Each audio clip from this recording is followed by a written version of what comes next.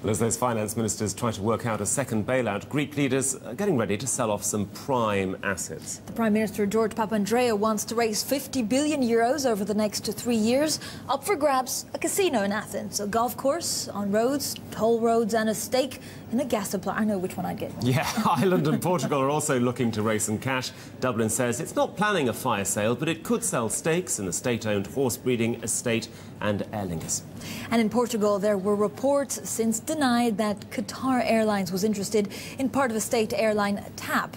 Well, the new Prime Minister could also offload shares in state oil and power companies. But being a forced seller can limit your gains. Greece's first big sale saw it offload 10% of its biggest phone company to Deutsche Telekom for about 400 million euros. That's a big discount to what the Germans paid for a stake in 2009.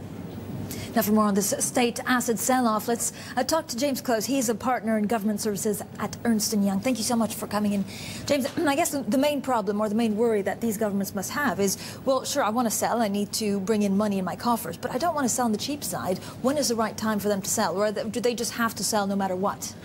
Well, that's the crux of the problem, and I think the way in which you can do it is to do a partial sale and then look to receive more proceeds later on when the values have increased.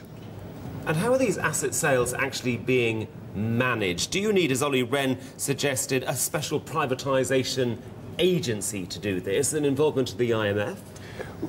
In the UK, we've set up something called the Shareholder Executive, which takes responsibility for it, and it's proved to be very successful. In Ireland, they're looking to do something similar, and I think that's a good way of creating a centre of corporate finance expertise and a view across all of these assets to maximise the value of the sales. But you must presumably be looking at these things, you know, all the time. If we look at Greece, who would buy the kind of things that are for sale? Is it private equity investors? Is it domestic investors? Is it emerging markets? I mean, who would have the cash to actually go after these big assets? China has the cash, of course. There's a lot of cash in China, and it depends on the type of the assets, and it depends on how the privatisation is being structured. But if you've got an organisation that's already partly quoted, somebody else can come in and take a strategic stake. If you're looking to sell the whole organisation, then private equity is a good bet, or indeed sovereign wealth funds. But they're obviously taking risk on the national economic situation. Before you sell a company, don't you have to go in and restructure it to try to make it as attractive as you possibly can to potential buyers? I mean, the way things are going at the moment, there's no time for that.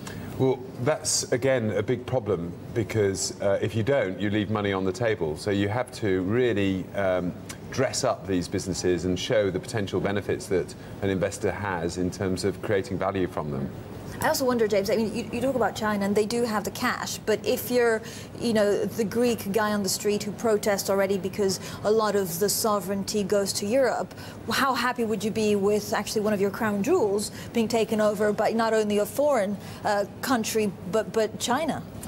I think from the point of view of the individual on the street, it's a very big question. From the point of view of the economy as a whole, creating more openness and more diversity of investment is really a very important feature of this, because privatisation is not just a means of getting money in, it's also a means of opening up the economy to other investors and sending an important signal. But there's so much protectionism, is what I'm trying to get at. Yeah, I was going to ask you, what about the barriers to buyers? I mean, are there special clauses if you're trying to buy a stake in a Greek utility, for instance, that say, well, you can't restructure this and you can't lay off this number of workers? I mean, people are just going to say, well, no, thank you.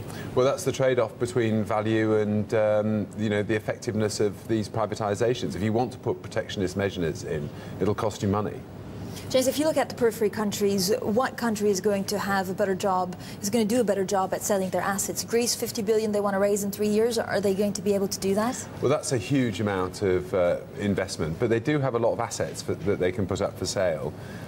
Portugal has already done some privatisation, so it's got a bit more of a track record. Ireland have got the McCarthy report that sets out a very good framework for investment, and lots of people are looking at potential opportunities there.